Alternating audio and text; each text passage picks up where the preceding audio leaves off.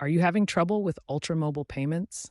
Card declines, auto pay failures, and billing profile errors are common issues. The main reasons include outdated payment information, insufficient funds, temporary network glitches, or security flags. Let's tackle these problems head on. First, ensure your card details are up to date in the Ultramobile app or website. Check the expiration date and billing address. Insufficient funds are a frequent culprit. Verify your account balance.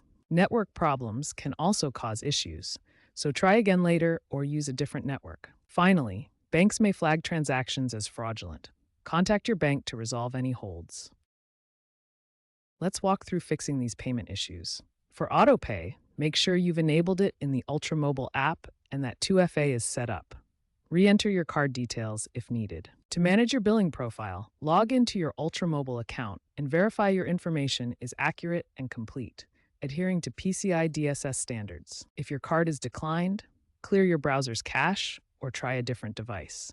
Contact your bank to remove any fraud alerts and ensure there are no spending limits.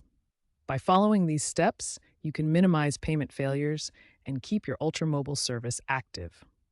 Also consider setting up payments using NFC-enabled wallets like Apple Pay or Google Wallet to reduce card-based declines.